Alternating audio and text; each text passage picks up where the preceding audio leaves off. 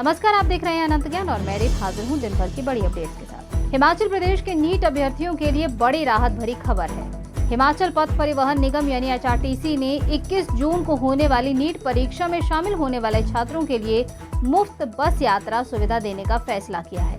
HRTC के अनुसार अभ्यर्थी 20 जून से 22 जून तक निगम की साधारण बसों में अपने निवास स्थान से परीक्षा केंद्र तक वापस निःशुल्क यात्रा कर सकेंगे।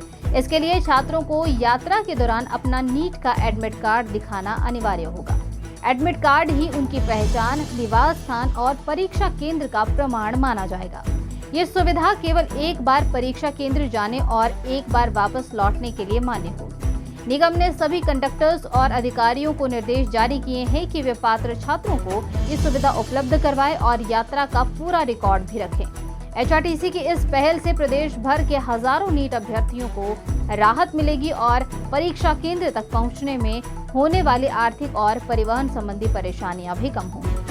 मुख्यमंत्री ठाकुर सुखविंदर सिंह सुक्खू ने कहा है कि प्रदेश में स्वास्थ्य सेवाओं और अधिक सुदृढ़ बनाने के लिए सुपर स्पेशलिटी डॉक्टर्स को नॉन प्रैक्टिसिंग अलाउंस प्रदान किया जाएगा। स्वास्थ्य विभाग की समीक्षा बैठक की अध्यक्षता करते हुए उन्होंने कहा कि राज्य सरकार लोगों को गुणवत्तापूर्वक स्वास्थ्य सुविधाएं उपलब्ध करवाने के लिए प्रतिबद्ध है और स्वास्थ्य क्षेत्र के विकास के लिए धन की कोई कमी नहीं आने दी जाएगी। मुख्यमंत्री ने ये भी कहा कि प्रदेश के मेडिकल कॉलेजेस और अस्पतालों को आधुनिक सुविधाओं से लैस किया जा रहा है। इसके लिए करीब 3000 करोड़ रुपए की लागत से अत्याधुनिक चिकित्सा मशीनरी और उपकरण उपलब्ध करवाए जा रहे हैं। साथ ही डॉक्टर्स, पैरामेडिकल स्टाफ और टेक्नीशियंस को और उनकी कमी को दूर करने के लिए भर्ती प्रक्रिया भी जारी है। उन्होंने बताया है कि सरकार के प्रयासों से देश में पहली बार रोबोटिक सर्जरी की सुविधा शुरू हुई है। मुख्यमंत्री ने कहा कि राज्य के मेडिकल कॉलेजेस में एम्स नई दिल्ली के स्तर तक विकसित करने का लक्ष्य रखा गया है ताकि लोगों को बेहतर स्वास्थ्य सुविधाएं प्रदेश में ही मिल सके।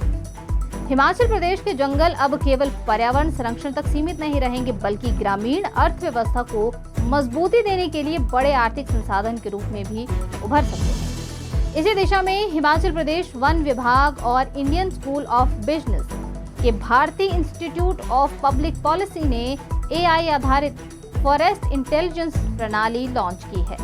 जारी रिपोर्ट में ये दावा किया गया है कि राज्य के जंगलों से करीब 22,600 करोड़ रुपए की हरित जैव अर्थव्यवस्था विकसित की जा सकती है। ये पहल वन संसाधनों के बेहतर प्रबंधन, ग्रामीण रोजगार सृजन और सतत विकास को बढ़ावा देने में महत्वपूर्ण भूमिका निभाएगी। वहीं दूसरी तरफ मुख्यमंत्री ठाकुर सुखविंदर सिंह सुक्खू ने धर्मशाला स्मार्ट सिटी लिमिटेड के द्वारा 70 लाख रुपए की लागत से पुनर्विकसित चर्चित फवारा चौक पर पुनर्विकास कार्य के तहत स्थापित फवारा उद्घाटन किया था, जिसका अगले ही दिन वीरवार शाम समय बंद हो गया। बड़ी संख्या में पर्यटक और स्थानीय लोग वहां पर पहुंचे थे, लेकिन फवारा संचालित नहीं होने से उन्हें निराशा हाथ लगी है। इस बारे में स्मार्ट सिटी धर्मशाला के SDO केवल शर्मा ने बताया है कि वीरवार शाम के समय फवारा चलाया गया था। हालांकि फिलहाल इसे 2-2 घंटे के लिए ही चलाया जा रहा है, लेकिन आने वाले दिनों में इसकी अवधि भी बढ़ा दी जाएगी। शिमला जिले के रामपुर में पेंशनर वेलफेयर एसोसिएशन खंड रामपुर की त्रैमासिक बैठक आयोजित हुई है। बैठक के दौरान महंगाई भत्ता यानी DA, लंबित एरियर, मेडिकल बिलों के भुगतान और पेंशनर्स से जुड़े विभिन्न मुद्दों पर विस्तार से भी चर्चा की गई। संगठन ने इस मांगों को लेकर सरकार के समक्ष प्रभावी ढंग से उठाने की भी रणनीति तैयार की है। बैठक की अध्यक्षता BS चौहान ने की, जबकि एसोसिएशन के राज्य उपाध्यक्ष एवं रामपुर खंड के महासचिव अमलोक राम सहित 12 पदाधिकारियों ने भी भाग लिया। इस अवसर पर पेंशनर सहित कई निर्णय लिए गए, जो मुख्यमंत्री सुखविंदर सिंह सुक्खू का भी उन्होंने आभार जताया है और लंबित मामलों को शीघ्र समाधान की भी मांग की है।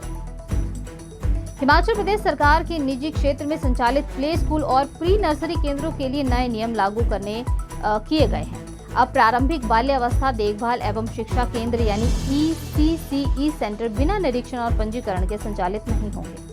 महिला एवं बाल विकास विभाग ने इसके लिए जिला और उपमंडल स्तर पर निरीक्षण समितियों का गठन किया है, जिनकी अध्यक्षता संबंधित SDM करेंगे और नए नियमों के तहत किसी भी केंद्र को पंजीकृत से पहले भवन, कक्षाओं, खेल क्षेत्र, पेयजल, शौचालय, सुरक्षा व्यवस्था और बच्चों के अनुकूल वातावरण जैसे मानकों पर खरा उतरना होगा। सरकार ने ये भी तय किया है कि पंजीकृत केंद्रों को कम से कम हर 2 वर्ष में एक बार निरीक्षण किया जाएगा।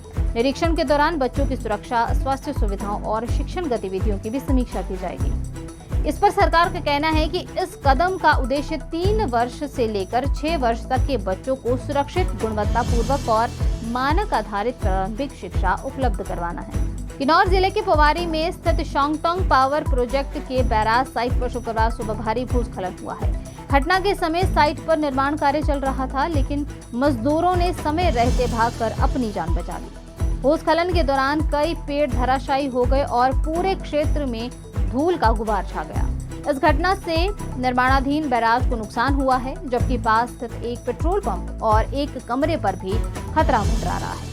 स्थानीय लोगों का कहना है कि यदि दोबारा भूस्खलन हुआ तो दोनों संरचनाएं प्रभावित हो सकती हैं। गनीमत ये रही कि इस हादसे में कोई जनहानि नहीं हुई है।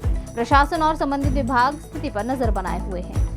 हिमाचल प्रदेश के करीब 28 लाख बिजली उपभोक्ताओं पर अब अतिरिक्त आर्थिक बोझ पड़ने जा रहा है। राज्य बिजली बोर्ड ने मार्च 2026 में उपयोग की गई बिजली दर पर 33.8 पैसे प्रति यूनिट की दर से फ्यूल चार्ज लागू किया है। इस पर अतिरिक्त शुल्क की वसूली मई माह में बिजली बिलों में शुरू हो चुकी है, जिसके चलते घरेलू उपभोक्ताओं के मासिक बिजली बिल में 50 से 150 रुपए तक की बढ़ोतरी हुई है। बिजली बोर्ड के अनुसार ये कोई नई बिजली दर में वृद्धि नहीं की गई है, बल्कि बिजली खरीद और ईंधन लागत में आए अतिरिक्त खर्च के समायोजन के लिए इसे लगाया गया शुल्क है। नियामक आयोजक की मंजूरी के बाद इसे लागू किया गया है। बोर्ड के प्रबंधक निदेशक आदित्य नेगी ने बताया है कि आगामी महीनों में ये शुल्क जारी रहेगा या नहीं, इसका फैसला नियामक आयोग करेगा। 100 यूनिट बिजली खर्च करने वाले उपभोक्ताओं को लगभग 34 रुपए, जबकि 500 यूनिट खर्च करने वालों को लगभग 169 रुपए अतिरिक्त देने होंगे। फिलहाल इस बुलेटिन में इतना ही। हिमाचल की हर छोटी बड़ी खबर के लिए जुड़े रहिए आनंद ज्ञान के साथ।